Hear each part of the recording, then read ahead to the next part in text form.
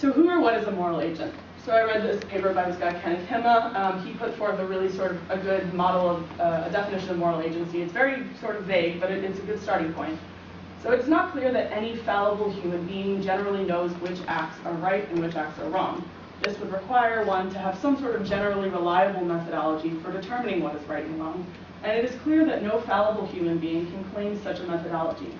About the most that we can confidently say about moral agents is that they have the ability to engage in something that is fairly characterized as moral reasoning. This ability may be more or less developed, but anyone who is justly or rationally held accountable for her behavior must have the potential to engage in something that is reliable much of the time in identifying the requirements of morality.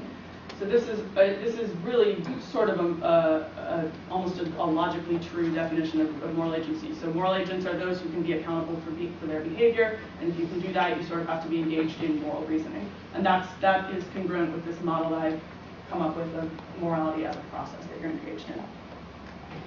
The reason that this is a helpful model is because it doesn't actually matter whether the content of your decisions and your actions and your intentions is not necessarily important to you being a moral agent. So you can be an evil moral agent.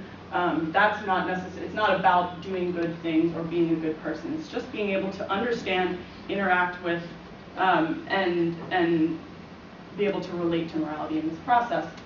And you also, even if you are a generally good agent, you don't have to be infallible, so you don't have to get it right all the time to qualify as a moral agent. We don't get it right all the time, and we consider ourselves to be moral agents. You just have to be engaged in the process. And this allows for moral growth, learning, freedom. It allows for variation among moral agents. That sort of accounts for the plurality of morality. But we do want them to be morally good. We don't just want to create moral agents for the hell of it. We want them to be good because, like we said at the beginning, we don't want them to harm us. We want them to act in a way that is congruent with what we feel is right. So we want them to be good. So there are two main ways that I focused on of how we could make them good. The first one is focus on making their actions good. And by good, I mean in alliance with what we believe is right and wrong, what we feel is good. So we could focus on their actions and just make it so that they act in ways that are right and wrong. In ways that are right in all situations.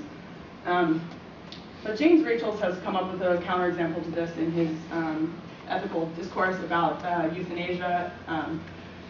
So he gives this example of Jack and Jill. So Jack and Jill go and visit their old sick grandmother and cheer her up for a day, making her feel better. They do the exact same thing. They both spend the day cheering her up. Jack does it because he loves his grandmother and he wants her to feel better, and Jill does it because she wants to be included in the will of her grandmother. So Jack is a good person and Jill is an asshole. But they did the exact same thing. So Jack and Jill's actions were exactly the same. They both did what was right, but Jack did it for the right reasons and Jill did it for the wrong reasons. So this shows that action is not sufficient to constitute moral goodness. You have to also have proper intent in order for it to be a morally good being. So if we only focus on the actions, first of all, we have this theoretical problem of being a good person without acting, or being a bad person and while still acting well. But we also run into the same challenge as we saw before with safety engineering, that we have to anticipate their actions ahead of time. We have to give them actions that are right and actions that are wrong and tell them you can do this and you can't do that ahead of time, which we've already seen is a really problematic approach for a lot of reasons. So the second option, and this is getting really out there when we're talking about robots, but we could give them morally good character. So we can give them intentions, desires, beliefs, make sure that they have the proper intentions, desires, and beliefs that constitute their character, which would, first of all, avoid the Jack and Jill problem. And second of all, this is sort of a pragmatic suggestion, good character generally leads to good action as long as you have physical capability and the relevant factual information. That's generally the way that that works. So if we wanted to, this obviously would not ensure morally good action, but it's a step in the direction of encouraging morally good action by sort of starting at the source and then allowing them to, do their thing. So by the way, I have not yet mentioned consciousness before now, but because it's really relevant to all of my thesis, so I don't really know where to put it in here. But I am presupposing that consciousness is possible in moral agents. In artificial intelligence. So if you don't think that that's possible, then you're free to go, because my whole premise is sort of centered around that. So I'm presupposing that it's possible that artificial intelligence can have consciousness, and that these kinds of agents would have consciousness for a variety of reasons. So first of all, agency itself, which is sort of a precursor to moral agency, requires consciousness because it requires being able to make a decision, which is a mental event in the first place. Complex decision-making certainly requires consciousness, the ability to imagine various outcomes, choose among them. All of these are mental events. Desires, beliefs, and intentions are all mental events, conscious mental events for the most part. And the consequences of moral action are also intimately related to conscious experiences. So when we act poorly, we are censured by our peers. We are punished, or we are rewarded if we act in a good way. And this isn't just focused on altering our behavior. So you don't punish someone just because you want them to act differently. You punish them because you want them to suffer in a certain way. And that suffering, in a large part, consists in certain mental states, such as shame, guilt, remorse, those kinds of things. So if you're not conscious and can't participate in that kind of, first of all, you could be conscious and just not have those kinds of mental states. Like psychopaths are often cited as not having the capacity to have some of those kinds of mental states. But this just sort of shows that there is not only consciousness is required, but a specific sector of consciousness is required. Certain kinds of experiences are necessary. And they don't have to do with all moral actions. So you can commit a morally bad action or a morally good action without experiencing shame or guilt. So not all moral action is related to this. But if you couldn't experience them at all, then you would be missing out on a large part of what morality is. And so you have to at least have the capacity in order to fully participate in the moral process.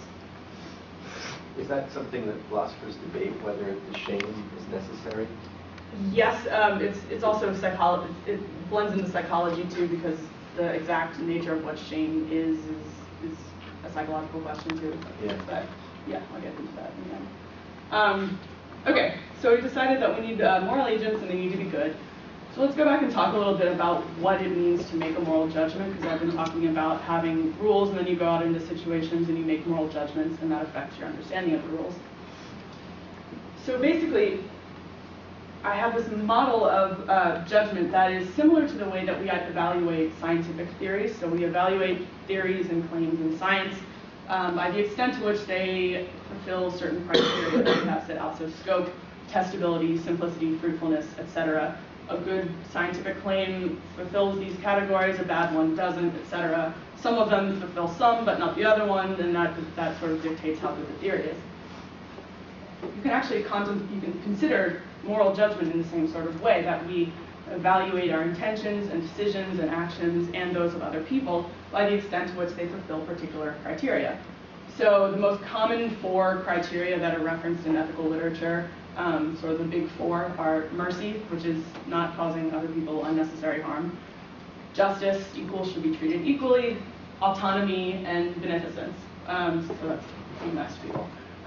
So you can think of moral judgment as evaluating actions and intentions and decisions by the extent to which they are in accordance with these sort of basic principles. First, to think about whether these are sufficient principles. There are some say that there are more that aren't included here that are important, but the basic idea is that there could be these basic moral principles and we evaluate the decisions according to them. This is somewhere where empathy could come into play here, because sometimes the only relevant information that we have in order to evaluate an action to see if it's in accordance with these is the feelings of other people. So sometimes there aren't other environmental clues that would tell you whether something is generally right or wrong. You just have to know how it affected the other people. If you can't do that, then it seems that you may not have all of the sufficient information to make this kind of appropriate judgment. So the benefit of conceptualizing moral judgment in this way is that it gives us a place to start in terms of computing judgment. So what we're interested in is creating a computable form of morality that would translate into a machine or something. And so this is a good way to start. If we can evaluate them by these sort of hard and fast, maybe not hard and fast, but general criteria, we can evaluate, we can sort of quantify moral judgment in this way. So I read a paper by Paul Fagard and Elijah Milgram they put forth this theory of decision-making that's called coherentism. And the way that coherentism works is that we evaluate various actions and goals by the extent to which that they are coherent with one another and with goals and actions that we already have. So we have general guiding forces, basic principles, personal goals, previous decisions that we've made, physical constraints, etc. And we evaluate potential actions and goals by the extent to which they are coherent with these sort of guiding forces and with each other. So there are different components to whether something is coherent or not. Compatibility and incompatibility. Action A and action B are compatible if I can perform both of them. They're incompatible if I can't perform both of them. There's actually degrees in between, so if something can be weakly incompatible if it's hard to complete both of them, but it is possible. Facilitation, so action A facilitates action B, it helps bring it about. Goal priority, the intrinsic or the extrinsic value of various goals and actions. These are all factors that play into our evaluation of an action or goal as coherent with another one, with another action. So here it is. Here's the big eureka moment that I had. Talked in Mind and Brain last semester, we were talking about a kind of programming called artificial neural networks. And I was already sort of thinking along these kinds of, I had sort of set up this kind of model of morality a little bit already. And then I was introduced to the concept of artificial neural networks, and it was a huge aha moment. So basically, an artificial neural network, I'll try to give you a broad explanation of what it is. It's a kind of computer program that is adaptable, and it learns primarily by examples. So you feed it these examples, and through the examples, it with initial inputs affecting the way that it interprets the examples, it modifies its internal structure and its function. So it learns continually from its environment. The more examples you feed it, the quote-unquote smarter it gets. And it allows for growth. So this is sort of this inductive model that I put forth before, where you go out, you experience specific examples, and you extrapolate sort of rules from them, and then you can use those rules or you can use the information that you gleaned from the examples to approach new situations. This is used a lot in, for example, face recognition programming, that kind of thing, where you feed it a bunch of faces and then it starts to learn what a face is, and then it can recognize new faces. It's also used in, like, if you've heard about the chess playing computers that can learn and improve, that's the same kind of model that we're talking about here. So the way that coherentism would work in this kind of program is that there are it evaluates new examples in a sort of not a right or wrong, yes or no, on or off kind of way. It evaluates them in a sort of coherentism sort of way, where you evaluate different factors and the way that they influence the information that you're interpreting. This is particularly beneficial for our experience of morality, because often we don't really know exactly what the right answer is. There's not a clear-cut right and wrong. For example, in the Hiroshima bomb, you have, so if I'm the person who gets to decide whether we drop the bomb, I could either not drop the bomb, let the war continue, lots of people, innocent people die, or I can drop the bomb, kill a lot of innocent people, potentially end the war. So these are kind of sticky situations, sticky moral situations, where there's no clear-cut right answer because there's injustice and evil that results from either one. But we might evaluate both options by the extent to which they fulfill the particular criteria, and maybe use that as a way to move forward. And this is this sort of model of engagement in the moral process. So an adaptable and organic system is one that could be engaged in this process without having a set number of actions that it can perform, a set amount of right and wrong inputs. It's sort of a sliding scale almost, an adaptable system. So they described this system called DECO, which is a computer program that was designed in order to sort of model this decision-making, coherentism decision-making theory. So the inputs would be goals and actions, as well as general rules about their compatibility and incompatibility. And the initial inputs basically serve as a starting point, sort of the standard to begin with to move forward. And then as it learns more, acquires new goals and actions, completes those goals and actions, etc., the internal structure changes, becomes more fine-tuned, and it learns more and becomes, quote-unquote, smarter. So this kind of model allows for the addition of new goals and new actions, which we talked about is important because we don't want to have the program be limited before we even set it forth into the world. We want to allow for this sort of growth. And the performance of certain actions and the fulfillment of goals affects the relative value and the desirability of the other ones. The resulting model that we get is complex. It's organic, it's dynamic. There's an interrelation of goals and actions that's not in a linear way. So this is how we already interact with morality. We have a million different inputs from a million different directions, and we have to sort of balance them, and it doesn't move in a linear direction. And it does not require us to anticipate the actions ahead of time. And it allows for this interplay between general rules, which might model the initial inputs of the system, and individual judgments. So these are the specific examples it gets, and it learns, and it modifies this loop in this relationship. So here's the consequence. We have these machines now, maybe, that are generalized. They have generalized intelligence, if you want to use that term. They have the capacity for moral agency. They're autonomous. They have some sort of subjective phenomenal experience. These are what we like to call people. And that's kind of that's where this looks like it ends up going, which could be good or bad. So a lot of AI enthusiasts might not be scared off by this. People who are just psyched about creating the most awesome and interesting machines that they possibly can, maybe that's a cool consequence for them.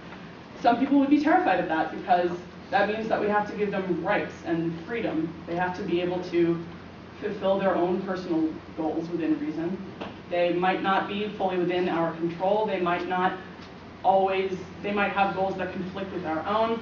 So what this starts to look like is something that is a little sticky when you consider why we create machines in the first place. So we create machines in the first place because we want them to sort of do our bidding. We create them as tools for us. But if we create these kinds of super duper capable and experiential creatures,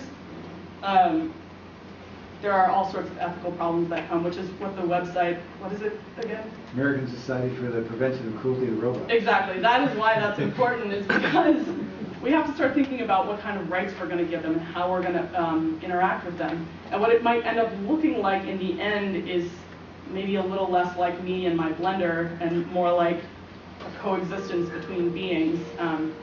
Maybe it'll be like a partnership. I don't know. That seems a little optimistic that we could all just get along. But maybe we could. I don't know. But it seems like there's going to be a little more of a reciprocal relationship rather than us like using the robots to do sorts of things. And so that raises all sorts of questions about how we should interact with them, what they might want from us. Do they want things from us? What can we offer them? It gets. I'm not a smart enough or creative enough person to come up with all sorts of ways in which this could be a problem, but there are plenty, and I'm sure you can imagine them. So a few further questions. I think the role of sensation and embodiment is going to be important in evaluating how these robots would interact with the world, because we're very much embodied creatures. We experience a lot through sensory perception. That affects the way that we interact with the world and understand the world. So we'll have to think about ways that differently embodied beings would go out and interact with the world.